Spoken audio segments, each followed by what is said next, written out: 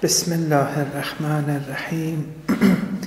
Etiquettes of Salaat, Part 6, the first discourse, Chapter 5, concerning the preservation of one's ibadat from satanic exploitation. One of the important esoteric etiquettes of Salaat and other ibadat, which is deemed as one of the bases to all esoteric etiquettes and whose establishment is regarded as one of utmost gravity and precision, is that of preserving one's ibadah from satanic exploitation and satanic interference. So here, in this session, inshallah, we want to cover the esoteric etiquette of preserving and freeing one's ibadah, cleansing, the method of cleansing one's ibadat, such as salat and other ibadat, from all forms of satanic exploitation. So here, what we should be heading towards is to understand what does it mean to cleanse, and a certain form of muraqabah, which Imam Khomeini's school of thought, irfan-wise, will be disclosed. And also, what does satanic exploitation actually mean? Are we trying to free ourselves from someone or something which is outside us, or is it all from within? Is it all a story and dimension of the soul? In chapter 23 verse 9 and in chapter 70 verse 34, when describing the believers, the Quran reads, الَّذِينَ هُمْ عَلَى صَلَوَاتِهِمْ يُحَافِظُونَ, those who preserve their salats. Believers, although the mu'mineen themselves, there are many levels of mu'mineen. Inshallah, this will be discussed one day. Allama Tabatabai speaks of 4 different stages of Iman and 4 different stages of Islam. When you speak of 4 different stages of Islam, by default there must be 4 different stages of Kufr. When you speak of 4 different stages of Iman, by default there should be 4 stages of hypocrisy, nifaq, or according to some 4 degrees of shirk. Anyway, in these verses, believers of a higher class are described as those who preserve their salats. Now here, Imam Khomeini, being a mujtahid in fiqh too, he was a mujtahid in many sciences, being a mujtahid in fiqh, now with this verse, he's using it, he's analyzing it, and he comes to an important conclusion using fiqhi and usuli principles. He says, when the Quran says that the believers are those who preserve their salats, not the normal believers, believers of a higher degree. Anyway, the phrase, those who preserve their salats, Imam is saying that here, preserving their salats is used in the absolute sense. And therefore, it includes all degrees of preservation. It's a very delicate point, this. So they're not only preserving their salats form-wise, or time-wise, tone-wise, conditions-wise, perfection-wise, or other things that in fiqh they use. However, here, they're preserving their salats, period, in the absolute sense. And Imam says this includes preservation from satanic exploitation. Don't just think that you've preserved your salat in 1 or 2 dimensions. Now your salat is celestial. No, that's a minimum. And that's a very common layperson's way of thinking. You have to think much deeper than this. Here, all forms of preservation. You may never reach that stage, it doesn't matter. One's a wayfarer, one improves with time. That's why 2 days should never be alike for the wayfarer. One is always in the process of amelioration, improvement, self-development, and so on and so forth. So Imam says, those who preserve their salats, yes, but it's in the absolute sense, it includes something else too. In addition to the external etiquettes, the timing, the tone, the fiqhi conditions, let's also include the esoteric dimensions of preserving a salat, a prayer, and that includes the preservation from satanic exploitation. Okay. Then Imam continues. Imagine a physical body which requires physical food for purposes of nutrition and health in order to grow. For this growth to be realized, the food has to be on a par with the body's status quo. The body just can't ingest any food. Some people need a high salt intake, depending on the physical, geographical circumstances, or even genetic circumstances. Some need a high salt intake. Some require a low salt intake. Some people need their meat to be well done, otherwise it will lead to problems. Some want their meat to be, not so well done. Some people have to avoid meat altogether. Some like their rice like this, some like their rice another way. Some people can have lactose or gluten. Some people are intolerant to it. Some people have gout, they can't have certain foods. Some people are diabetic, and so on and so forth. These examples are my examples.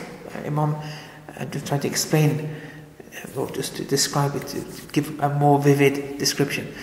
So Imam though says, this physical body, it requires physical food for physical health.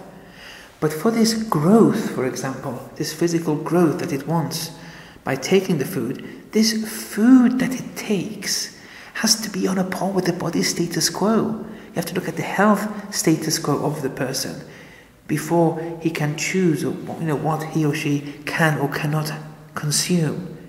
Now that's a physical example Imam is giving before he sets in the main purpose of bringing this example. In the same way, the spirit too needs food for inner and esoteric development and elevation. And here too, the food must be on a par with the spirit's status quo. Now this is important. Now we have a spirit, this is another dimension of the eye. The physical body is one dimension of the eye, but now we're speaking of the spirit, the soul. It wants to grow spiritually. The spiritual food, and Imam will say what he means by that, but the spiritual food that one consumes must be on a par with one's spiritual status quo. If you consume too much spiritual food, it can lead to side effects too. Those who recall when we spoke about death being defined philosophically as the soul's independence from the physical body, perfection-wise. When the soul can no longer acquire more perfection with this physical body, it leaves the body. That's called a natural death. I've spoken about this before. I don't want to, go over repeated stuff too much. Now that perfection may be in virtue or in vice. In vice, if someone can't do more vice with, for example, a hypocrite, they can't do more vice with this physical body, then the soul becomes independent from it. That is natural death for the bad person. Now here, sometimes, and I've seen many instances, and I've heard of these instances directly from the mentor themselves. There have been many mentors in spiritual wayfaring where they've stopped mentoring students in spiritual wayfaring after a certain period of time. And the reason was because their students were dying prematurely. They died at a very young age, 26, 28, and they had families and everything. And they underwent a natural death, but they underwent it too early. Why? Because the Ustad, the mentor, when he was giving the knowledge and the certain practices for the student to execute, this student executed them to the dot it led to them acquiring perfection too early, and then when it reached a point that they couldn't acquire more perfection with this physical body, they passed away a natural death. Now that's the fault of the mentor. The mentor has to see, has to understand the spiritual status quo of the student. I mean, today it's all a game now for most people. This being a mentor, being students, it's become a joke because no one really now understands it. And that's why today you would hardly be able to find a real mentor. Real mentors don't come out. They see people from afar. They come to them instead of students playing around and going to anyone they think who is a mentor. One shouldn't play around. It has side effects. One of them is death, and the other is it brings about many troubles, which I don't want to go into that now. So here, you have to know the spiritual status quo of the person before you give that person spiritual food, even spiritual food, like the high salt intake, like overeating meat, like, for example, having lactose for someone who's intolerant to it. It has side effects. I've given this story before in one of the lectures where someone was given a prescription. Well, he was given a book, and in this book he found this prescription. This book was in the occult sciences. And occult sciences, there are many different types. There's a halal type and there's a haram type. And anyway, he got the book, it was halal, he got it through inheritance, and he went through it, but he wasn't a scholar of any sort, and he wasn't ready to digest the material. It was passed on to him through inheritance. And what happened was, he kept on reading these certain prescriptions in the book, and the person became psychotic. And why did he become psychotic? Because of the visions he was having. He had visions of very, very severe visions. It led him to be psychotic. And it led to all kinds of problems. At the home, at the workplace, he had to quit home, and the work. He had to divorce. Well, the wife got a divorce from him. And for many years, this person was under severe medication after just having one vision by means of a formula that was too much for him. These things exist, and we have to be careful here. These aren't a joke. We have to stick with the common formulae which the Ahlul Bayt is given. Now, all these examples I'm giving is just to understand that the spirit too needs food. Right? But this food has to be, that spiritual food for one's esoteric development, that food has to be on a par with one's spiritual status quo. Otherwise, it will lead to side effects. Then Imam says, the food that accords with the domain of the spirit is that of divine knowledge. That's the food. Divine knowledge is spiritual food. And we grow spiritually if we are a recipient to the correct divine knowledge. And it has to be both correct, and we have to ingest it in the right amounts. It shouldn't be overdone. The minimum is that which the Sharia dictates and asks of us to commit and to learn. That's the minimum. When you want to receive more and more, it has to be done under controlled supervision. So, the food is that divine knowledge, including everything from the start to the end of existence. Ingesting divine knowledge from Allah, from Tawheed to Ma'ad, resurrection. This has to be fed upon the soul.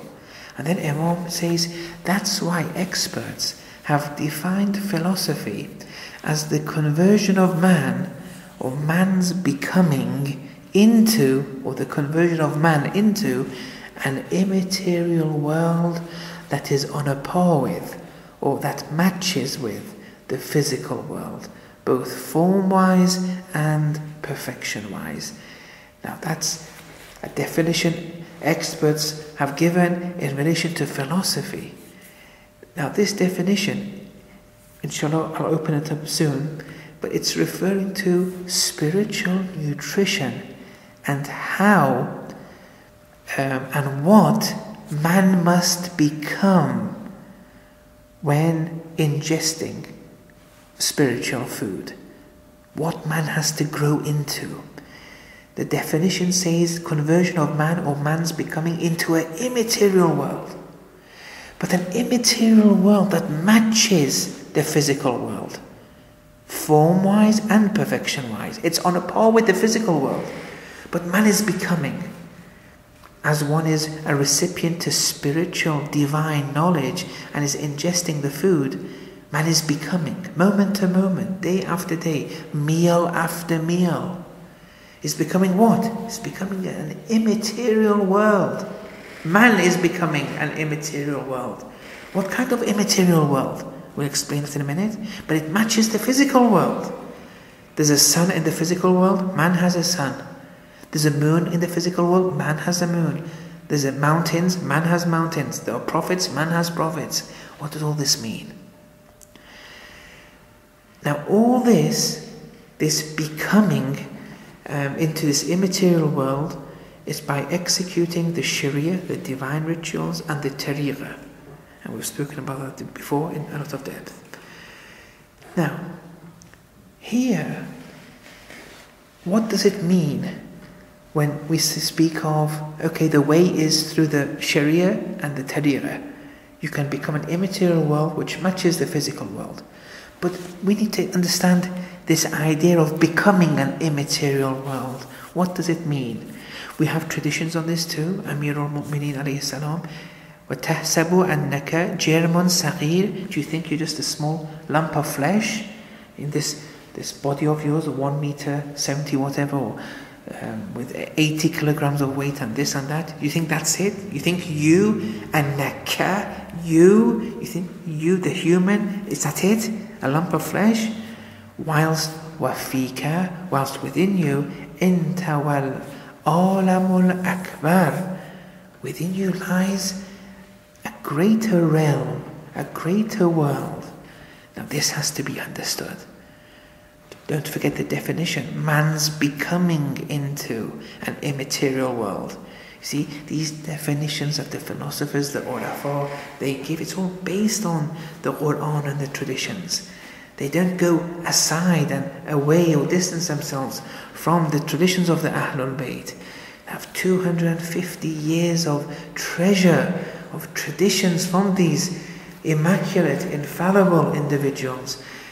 And those traditions all being esoteric interpretations of the Quran, which is the basis to everything.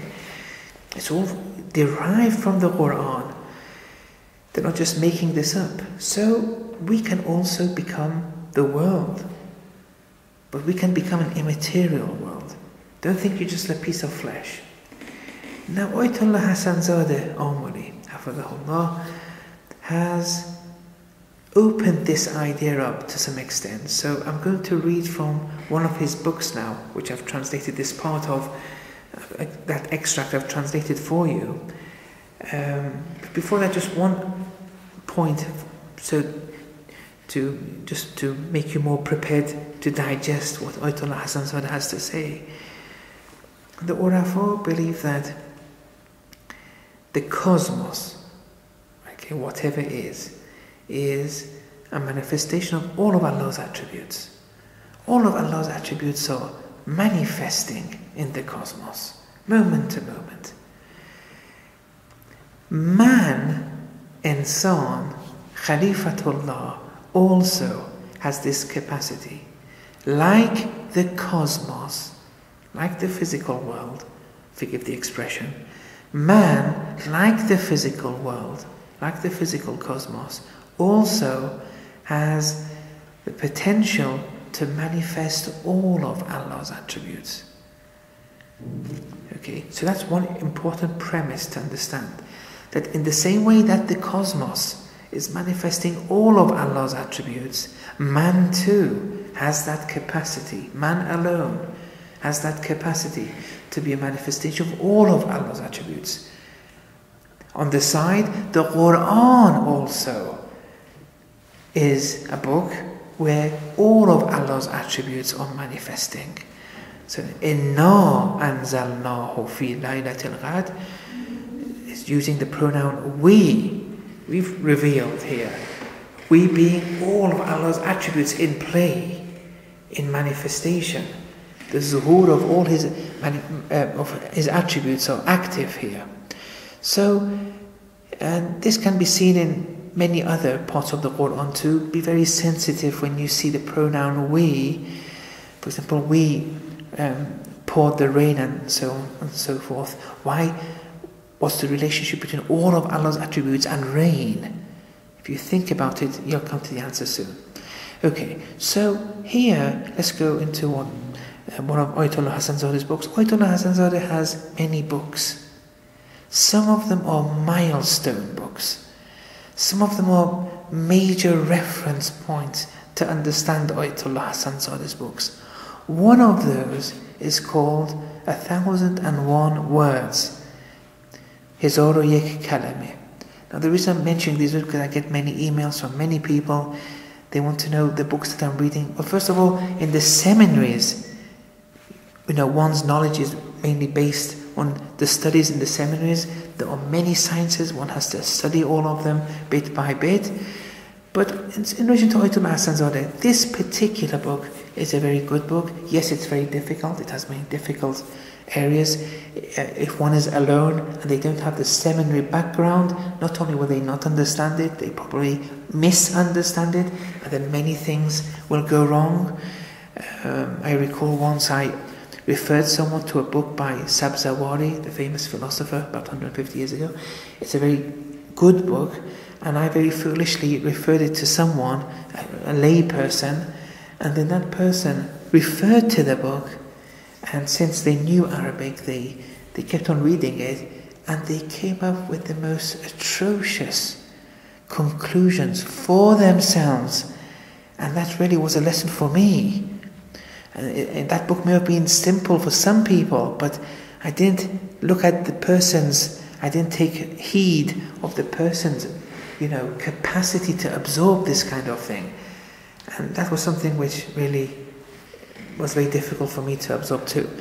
But anyway, this book, if you understand Arabic and Farsi, because it's mixed, some parts in Arabic, some parts, it's 1001 very important points there.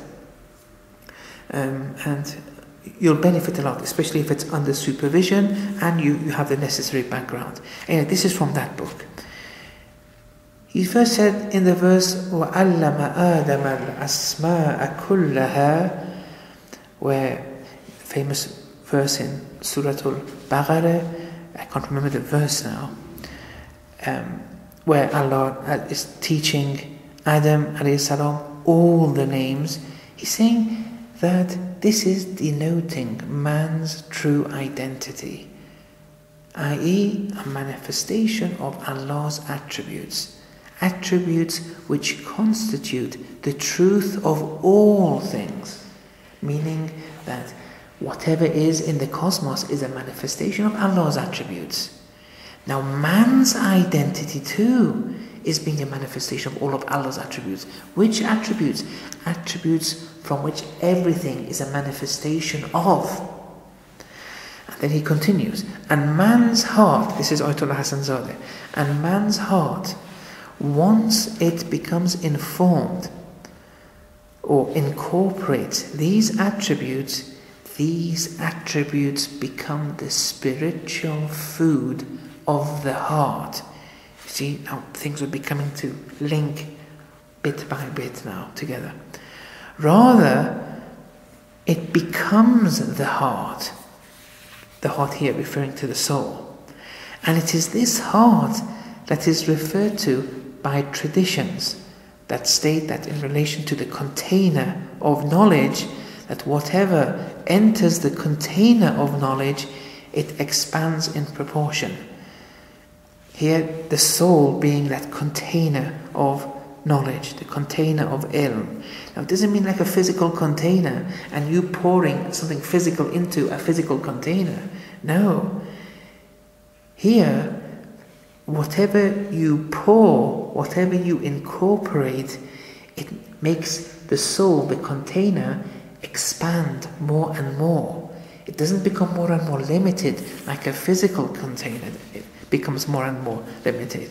Here, no.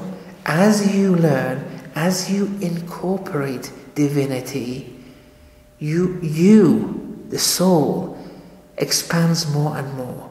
When I say you, the soul, that's not a very accurate description of what the I is, but still, the soul is still a dimension. It's a very higher dimension of the I than the physical body. It's all in unity with one another. But what the I is, that's another debate. But I'm using I and soul here rather loosely, just to convey the matter. Okay, so here in those traditions they speak of the container of ilm, container of knowledge, referring to the heart, the soul, and then whatever is poured into it, the soul, the heart is now expanding. The more you put in, the more it expands.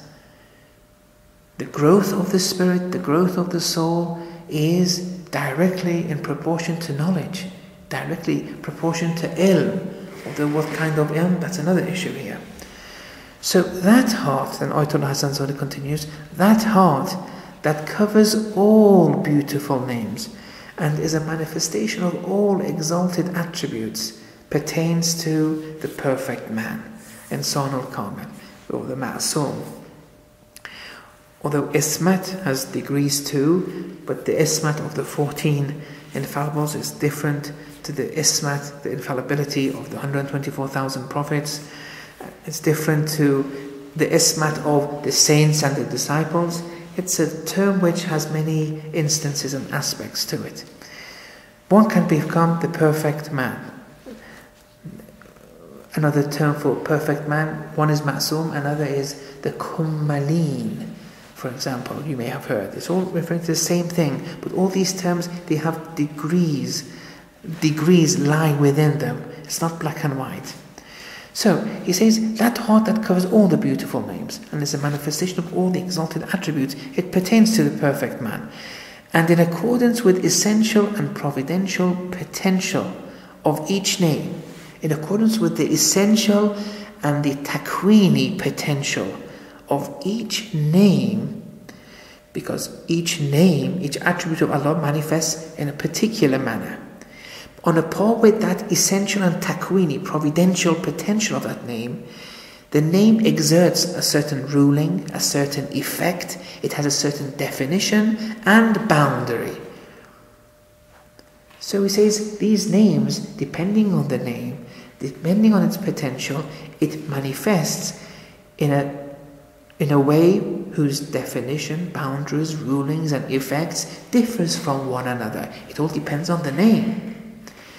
By way of example, Ayatollah Hassan Zodhi writes, they will call one, now remember the definition Imam gave, that philosophy is the conversion of man into an immaterial world, but this immaterial world matches with the physical world. He says, for example, they will call one Gabriel if one informs another from the metaphysical realms. In this world, if one acquires knowledge to a certain degree, that one has access to the metaphysical, and then on having those visions, that access to the metaphysical realms, you become a recipient to knowledge and teach people this knowledge, you are now Gabriel. That man's becoming into an immaterial world, Gabriel becomes a dimension of you. Now, Gabriel, the archangel, has an immaterial, indivisible, timeless form of existence. We're not referring to that. But anything that lies outside you, in whatever realm of existence, you can become that. Your soul can become that.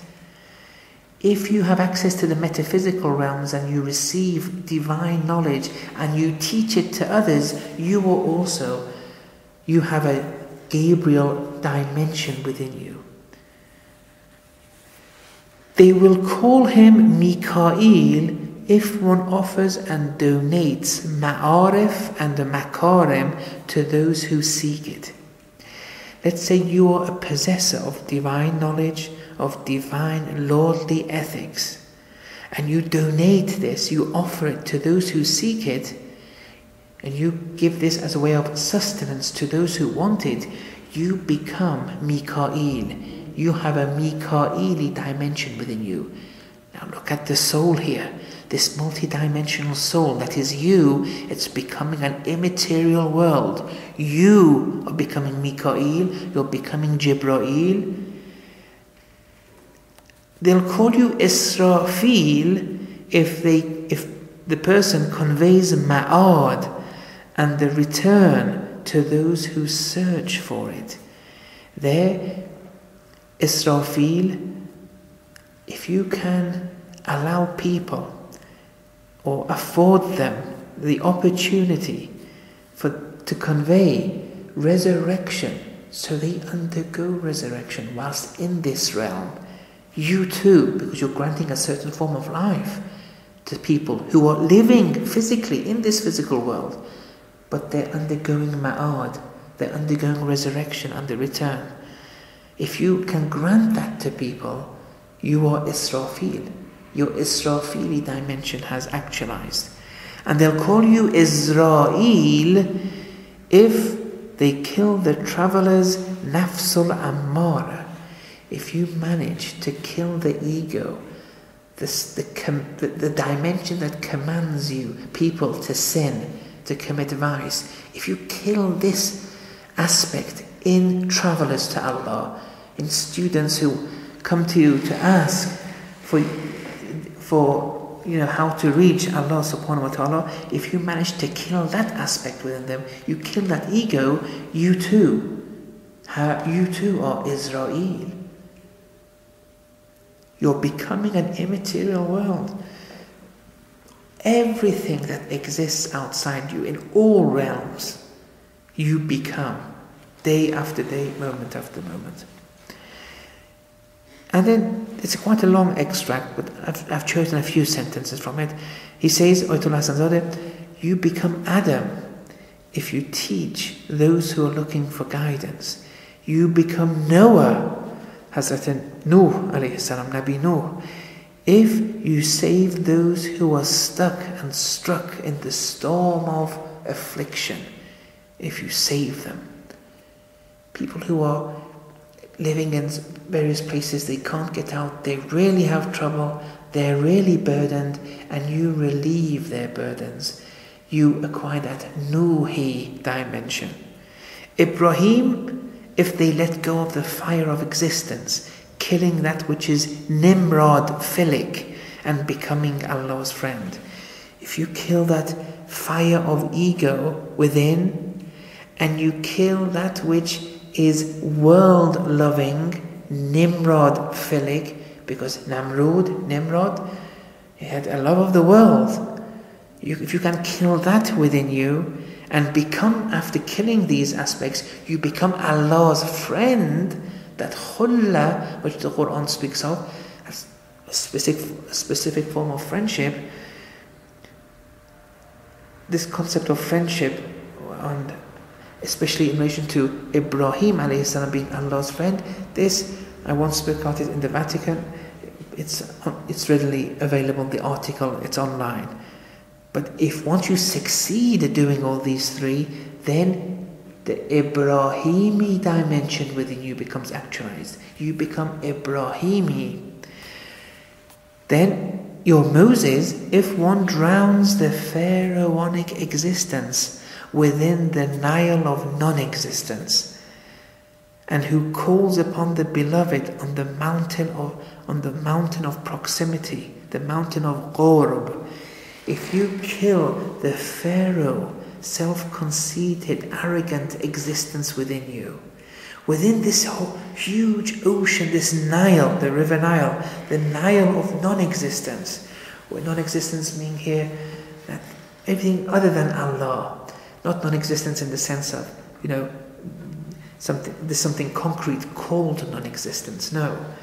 Think other than Allah, that ocean of other than Allah that we're drowned in. We're drowned in the river Nile, but you kill that pharaonic existence within this river. In the same way that Pharaoh got drowned in that river, you managed to kill that Pharaoh attributes, those pharaonic attributes within you.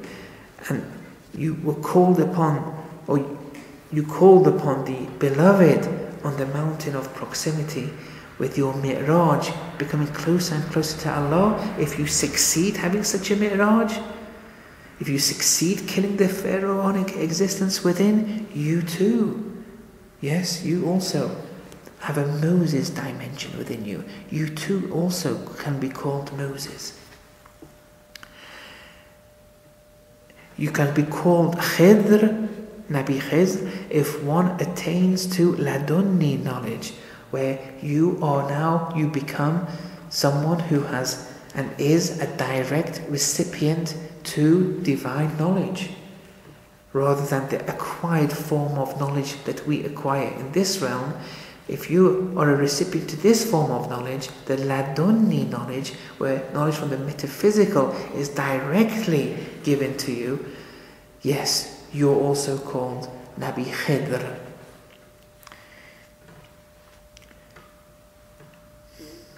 Okay. Then he says you can also be called Elias, alayhi salam. You can be Luqman. You can be called Plato, Solomon, Isa, Mahdi, Yusuf. He goes through all the names and he describes why. And then it'll take too long if I just give a commentary of these names. It'll take a very long time. And then, but he adds towards the end, these were all people. Now let's go to the physical world. He says, you will be the sun if one's compassion shines on all.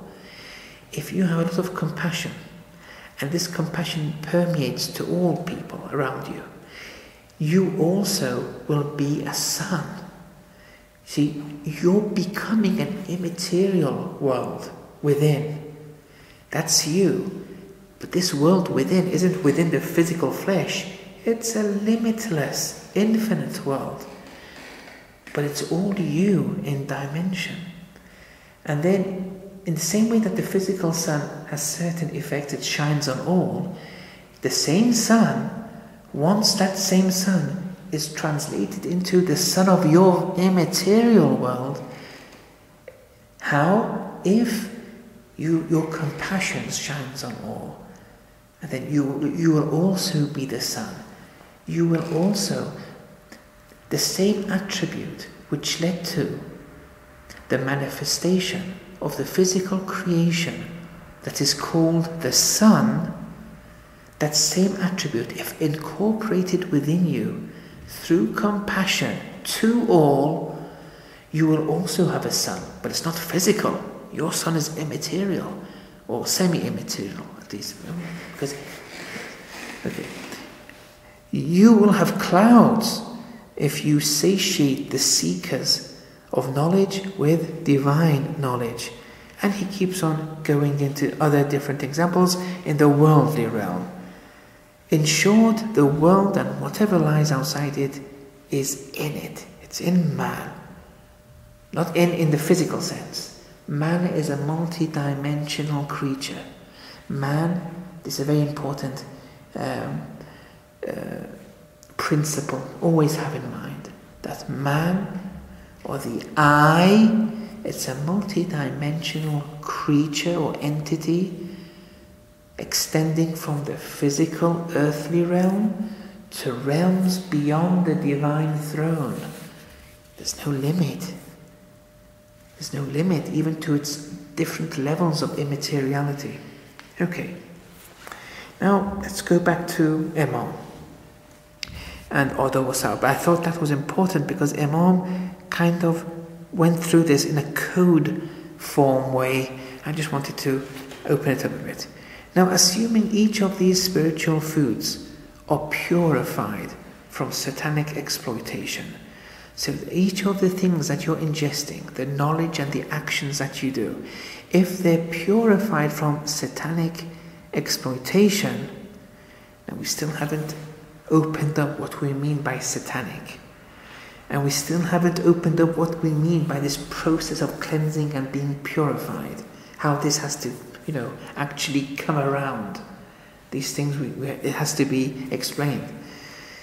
Assuming each of these spiritual foods are purified from satanic exploitation and are executed within the framework and are under the guidance of the holy messenger and imams, once the spirit feeds from such foods, it will attain to that which man deserves, i.e. ascension to divine proximity. That's the outcome. Okay, fair enough, but let's see what the mechanism of achieving this outcome is. We want some practical tools so that it can help us to achieve this aim. Now, in discourse number 1, the first discourse in Adab al-Salat, towards the end, chapters 10 and especially 11 and 12, there's a lot of practical guidance. Very pure, secure, spiritual wayfaring tips that Imam Khomeini has given. And that all these are just preliminaries to those tips. And then from the second discourse onwards, with these tips and tools that he's given, only then we can incorporate it properly. Inshallah, we'll come to that soon. Okay, so then he says purification from satanic exploitation, which is the preface to purifying. You have to purify yourself from satanic exploitation in order to purify yourself in a heavenly manner. This will not lead to the truth, except if the traveler, during one's journey, be Allah orientated and treads one's foot over egocentrism and egoism, which constitute the source to all vice and the mother of all esoteric illnesses. So he's saying that, look, we want to purify ourselves from satanic exploitation. So far, we haven't gone deep enough to explain what satanic exploitation is. The common understanding applies to us at this moment, but we'll go into it in a minute. But for this purification of satanic exploitation, we need it, because we needed to purify ourselves, to elevate. These things have to be got rid of in order for us to be able to elevate. But this isn't possible, to purify oneself from satanic exploitation, if one doesn't do all things whilst recalling Allah, and also all traces of the ego has to go. Now here, it's still relatively general here, when he says you have to tread your foot upon and over all forms of egocentrism and egoism. It's true, but this has to still be opened up. It's true that all these constitute the source to all vice, and they are the mother of all esoteric illnesses, but still, there is room here to go even more deeper, and Imam will go more deeper. That's why I don't want to open it up here right now, because in later chapters, I can't recall which, but in this first discourse, it will be covered. Then, Imam says, you have to forgive the noise of the chair. I'm on a different chair today, so it's a bit, you have to forgive me. So, then Imam says, accomplishing such a feat in its entirety, accomplishing such a deed in its entirety is not feasible save in the Holy Messenger and his successors. Only they can do it in its entirety. Only they have done it in its entirety. We can also acquire very high stages, even ismat to some degree. It's open to us. And ismat I've spoken about before. It's a very broad term. But accomplishing this action of, doing everything based upon recalling Allah and eliminating all forms of egocentrism and egoism Doing this 100%, that's confined to the 14 Ma'sumin. However, this should not lead to the traveller's despair. No, don't have any despair. You just follow, and before it said we have to execute all this in the framework and under the guidance of the Holy Messenger and the Imams. Now fiqh is only one dimension. Ethics, irfan, other things. We have to follow the Imams, follow the Holy Messenger, word by word.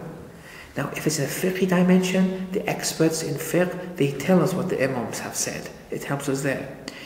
In action, in heart, here we go into the tariqah. The experts of the tariqah tell us how the Imams lived. All these things we have to follow very carefully. Everything has to be acquired through following these people. Now there's a lot one can say here, but I don't want to, speak too much, but it will come, inshallah, in one of these sessions. However, this should not lead to the traveller's despair. After all, despair in Allah's mercy is, in addition to being a major sin, it's the cause to all spiritual weaknesses and fatigue. It's a cause to all spiritual weaknesses and a cause to all forms of spiritual fatigue, where one is now tired spiritually. It's all despair. It's a very important sentence here that Imam has given.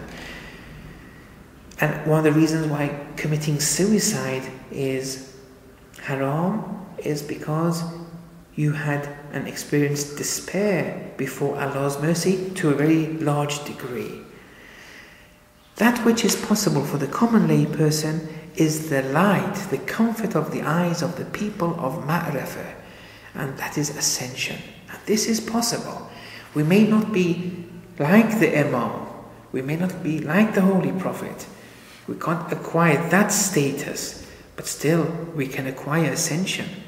We can acquire perfection. As-salatu mi'rajul mu'min. Through salat we can ascend. All these are things which are possible for everyone. Hence, Imam continues, it is necessary for the traveller to the hereafter. They have to purify with all seriousness one's ma'arif, that knowledge, be it doctrine, be it ethics or whatever. That knowledge, that spiritual food, with all seriousness, the traveller has to purify it. And has to purify one's actions from what? The exploitation of Iblis and the nafsul ammara. Very interestingly, Imam is saying the exploitation of Iblis and nafsul ammara. This and is, maybe it's commentating or describing or defining Iblis. Because some people regard Iblis as being, that's the forces that predominate, that lead to one's nafs, one's soul, being at such a low level that one is always drifted towards committing vice. Now this is very important, this concept of Iblis. Now Mullah Sadr has many things on it, and Faiz Kashani also has spoken about this in his Wafi, in his book called Al-Wafi, which is a commentary to Usul al-Kafi. I'll just read one or two quotes here. Mullah Sadr says, the Iblis of every person is one's soul's abidance by one's passions. Why are you looking for Iblis outside yourself? I don't want to negate a physical Iblis. I'm not doing that here. And what I'm going to say from Mullah Sadr and Faiz Kashani, it can be compatible with this. But we have to take things in the right proportion. Don't think everything is outside you. Even if there was a physical Iblis, even if there is a physical Iblis, the real threat is from within. That Iblis within is much more threatening to you. Mullah Sadr says in his book, The Elixir of the Gnostics, which I'm told has been translated into English, the Iblis of every person, although this is my own translation of the Arabic, the Iblis of every person is one's soul's abidance by one's passions. The more the soul abides by one's whims and passions, the more Iblis grows. But it's a dimension of the soul. It's you. However, the first to tread along misguidance and deviation from the realm of divine mercy was assigned the name Iblis. He was just assigned this name. And he's referring to a story where the first person who who deviated and was misguided, he was called Iblis. He was called another name, I think Azrazil, something like that. And then he was given the name Iblis. Iblis comes from tablis, which means, if I'm not mistaken, where you're hiding something. Yes, you're hiding truth. You're hiding your disbelief in relation to something. You're hiding it. And that's why, with relation to Iblis, when the Quran says, Kana minal kafirin, he was of the kafirs. That kafir doesn't have to be taken as the canonical kafir, because Iblis believed in Allah, even to the very end. And actually, Iblis, when he saw people only looking for Allah's mercy, this attribute of Allah, he went and he was looking for another attribute of Allah, and the philosophers have spoken about this in some depth. Now is not the time for that. So, anyway, the potential therefore is within us all. That's why the Holy Prophet, in one of the traditions, he says, everyone has a shaitan, but I've tamed mine. See, he's tamed it. He never let it grow. It always remained something potential. It never actualized from birth onwards.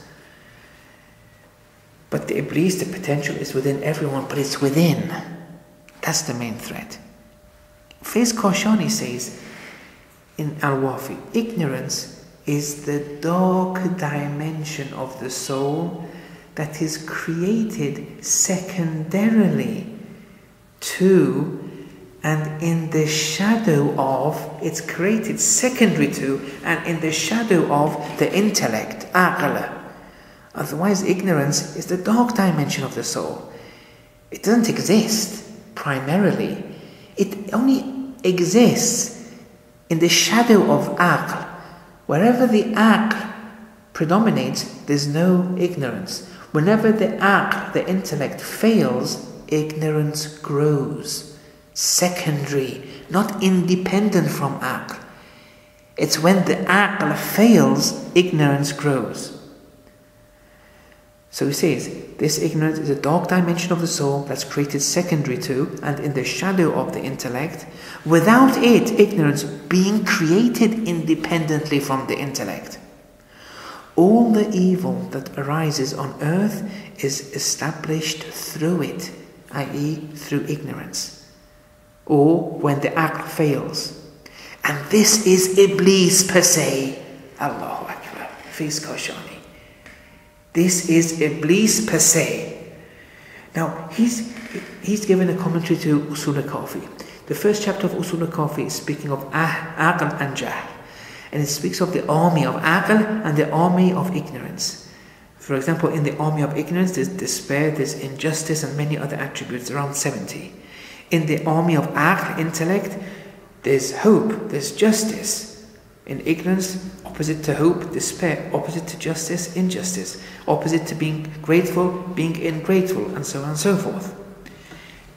But as the more you don't use your aql, the more you deactivate your aql, your intellect, ignorance grows. But ignorance wasn't created independent from the aql. It's one reality. It has shades. These shades depend on how you act.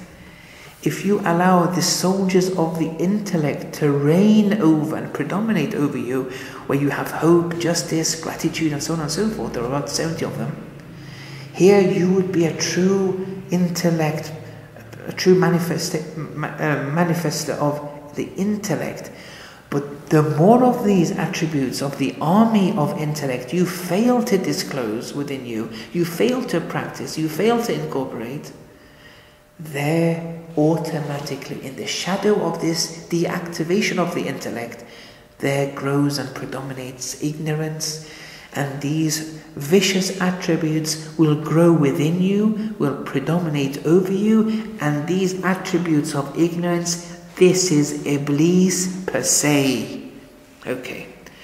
Going back to Imam, so Imam was saying that with all seriousness, one has to purify one's ma'arif, the doctrine, Islamic doctrine, one's actions, one's ethics, from the exploitation of Iblis. Now this, with those definitions now, things should now becoming a bit more apparent, what this purifying entails. What does it mean to purify yourself from satanic exploitation? It's all about incorporating X set of attributes and not allowing Y set of attributes to predominate. Then Imam says, okay, now we have that definition, that's very good, we're getting closer now, but practically speaking, can Imam go into anything further? He does now, but he does it very delicately. Imam says, one has to study carefully the relationship between the Nafs al-Ammara and Iblis. And then he says, in any case, the traveller, the Salik, must evaluate carefully and scrutinize all one's actions. Now he's now describing a certain form of muraqabah, a certain form of how to self-scrutinize oneself in order to allow the army of aql to predominate over you. Because allowing the army of aql to predominate over you was, in other words, that form of purifying yourself from satanic exploitation. How do we do that? You have to scrutinize yourself. How? Now, in any case, the traveller, the Salik, must evaluate carefully and scrutinize all one's actions and wants and goals, and to attain to the objective of one's journeying and learning, and to attain to the motivation behind one's inner movements and spiritual nourishment. Now, this is very difficult. And not to be oblivious to the deceptions of the nafs and shaitan, and not to be oblivious to the traps of the nafsul ammara and iblis. You see, whenever you use nafsul ammara, he's using iblis too. These are the kind of defining going on here. He says, if I just go one sentence back, you see the Salik. It's almost finishing, and we're at a very essential part in this session at least. He says, the Salik, the traveller, must evaluate carefully and scrutinize all one's actions. Okay, how? All one's wants. How? All one's goals. These all have to be scrutinized. The question remains, Imam, can you tell us how? Then Imam continues, and to attain to the objective of one's journeying and learning. Okay, how? And to attain to the motivation behind one's inner movements and spiritual nourishment, and not to be oblivious to the deceptions of the nafs and shaitan. How? And not to be oblivious to the traps of the nafsul ammara and iblis. How? Then he says, and this is a certain form of muraqabah in the school of Irfan which Imam belonged to, one must, in all actions and movements, have complete su'udan to oneself, and to never let go of such a practice. Allahu Akbar. This is muraqabah, Imam Khomeini's school. Now he belonged to a certain school of certain tariq, sequence of urafa. His ustad was Shah Abadi, Muhammad Ali Shah Abadi, an incredible figure, who was a marja, and in addition to being a marja, he was a murshid in many fields. Shah Abadi's ustad was Ishqaveri. I don't want to speak out each of these, but these are very important scholars. Ishqaveri's ustad was Muhammad Reza Qumshi. Muhammad Reza Qumshi's ustad was Bidabadi. Keep on going, back, you get to Mullah Sadra. It's very clear to those who have studied the works of these people. They see the Sadra line of thinking. And these people, they understand the Quran, they understand the traditions of the Ahlul Bayt through mechanisms of a tariqah which Mullah Sadra, and even those before Mullah Sadra, has put forward. These are very deep principles they're using. Now, muraqabah, in this silsila of urafa, Imam has open the lid a bit here. He doesn't do it all at once. One step of muraqabah is this, that if you want to really scrutinize all your actions, your goals, you want to attain to the objective of, you want to attain to the motivation behind those, behind one's inner movements, the motivation behind spiritual nourishment. You want to not to be oblivious to, you want to be oblivious to, well, not to be oblivious to the shaitan, the iblis, nafsul ammare. You want to be, scrutinizing all these, be aware of all these. How? This is the very important point. In all actions and movements, moment to moment. Now, if you're a beginner, it will be only a few minutes a day. If you're intermediate, it may be 1 hour a day. If you're advanced, there's no limit. But moment to moment, you have complete su'uddan. Now, what does su'uddan mean? It means suspicion. You have to have complete suspicion. You have to be completely suspicious, wholly suspicious. To who? To two things. To oneself.